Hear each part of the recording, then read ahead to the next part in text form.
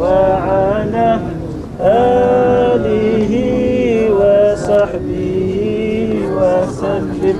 اللهم صل على سيدنا محمد النبي الأمي وعلى آله وصحبه وسلم. اللهم صل على سيدنا واهدنا ووفقنا للحق وإلى طريق المستقيم ببركة القرآن العظيم وبحرمة ما وسعت ورحمة للعالمين.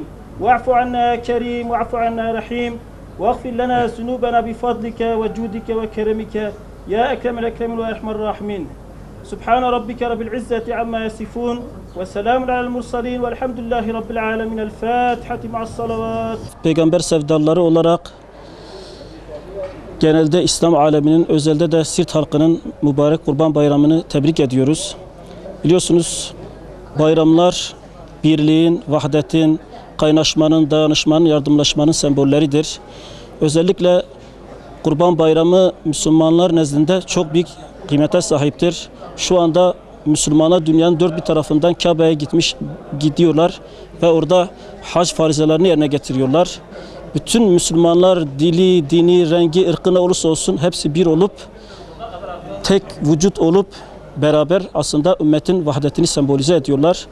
İşte bu birliği, bu vahdeti, bu yardımlaşmayı, bu dayanışmayı bütün memleketlerimize taşımamız lazım. İslam alemine taşımamız lazım. Aramızdaki kırgınlıkları, dargınlıkları bir kenara bırakmamız lazım. Yoksa biz biliyoruz ki İslam düşmanları Müslümanları ortadan kaldırmak için canla başla çalışıyorlar. Sürekli Müslümanların arasına fitne sokmak suretiyle onları birbirlerine düşürmeye çalışıyorlar. İşte böylesi bayramlar aslında bizim kendimizi toparlamamız için, kendimize gelmemiz için birer vesiledir. Ve bütün Müslümanların bu bayramlardaki fırsatları kaçırmamalarını temenni ediyoruz Yüce Allah'tan. Ayrıca kurban Allah'a yaklaşma demektir. Kurban Bayramı'nın bir diğer anlamı da Hazreti İbrahim'in İsmail'ini kurban etmeye gitmesidir.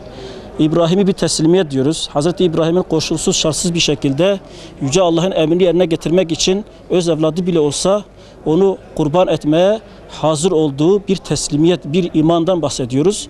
Ve bu yüzyıllardır, binlerce yıldır bütün Müslümanlara bayram olmuştur. Hazreti İbrahim'in bu tavrı, bu davranışı ve bu vesileyle Müslümanlar aslında o anı yad etmek için kurbanlar kesiyorlar. Bizler peygamber sevdalıları olarak Müslüman kardeşlerimizin kestikleri bu kurbanların aslında Yüce Allah'a onları yaklaştırmalarına vesile olmasını, İslam ümmetinin dökülen kanlarının sona ermesini temenni ediyoruz Yüce Allah'tan. Evet, bütün İslam aleminin aslında en büyük sorunlardan biri teslimiyetin eksik olmasıdır. İbrahim'i teslimiyet diyoruz. Kusursuz, şartsız bir şekilde Yüce Allah'a iman etme diyoruz. Eğer biz kendimizi tamamen Allah'a adarsak aslında önümüzdeki bunca fitnenin, sıkıntının, zorluğun, zahmetin kalktığını görmüş olacağız. Ve mutlu bir şekilde, huzurlu bir şekilde İslam dünyası olarak, İslam alemi olarak bütün insanlığa örnek olmuş olacağız. Aslında bütün dünyada büyük bir buhran var, büyük bir sıkıntı var, büyük bir kaos var, savaşlar var. Sadece İslam ümmetlerinde değil, diğer ülkelerde de bu şekildedir.